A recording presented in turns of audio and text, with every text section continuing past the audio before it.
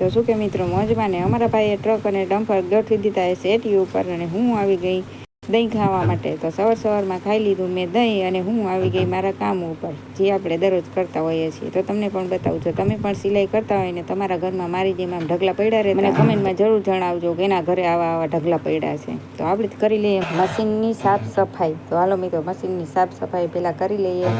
મશીનની સાફ સફાઈ કરતાં મને યાદ આવ્યું કે હજી તો મારે કચરો કાઢવાનો બાકી છે. તો લઈ લીધી સાવણી અને કાઢવા માંડ્યો ઘરમાંથી કચરો.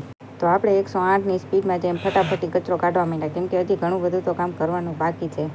કચરો કાઢી લીધો, હવે હજી એક કામ બાકી રહી ગયું છે, એ પણ સાથે સાથે કરી લે. કુલર થઈ ગયું નકરું ગારાવાળું, આપણે એને નવી નવેલી દુલ્હનની જેમ ચમકાવી દેવાનું છે. તો આપણું કુલર થઈ ગયું છે નાહી ધોઈને રેડી. પછી મારે બનાવવાની હતી રસોઈ, તો હું આવી ગઈ રસોડામાં અને મેં લઈ લીધા ચણા. તો ચણાનું શાક બનાવશું અને મસ્ત, અને પછી બનાવી નાખશું બાજરાના રોટલા. જો મિત્રો કેવો મસ્તીનો જાડો ઢોંસા જેવો બનાવી નાખ્યો હોય ને, એકદમ ગોળ. એક ખાઈ ત્યાં જ પૂરું થઈ જાય, બીજું ખાવાની જરૂર જ ન પડે.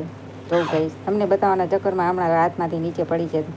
તો હાલો હવે રોટલા કરી લઈએ અને મળીશું નવા બ્લોગમાં. જો તમને મારા બ્લોગ ગમતા હોય ને તો એક લાઈક કરતા જાજો.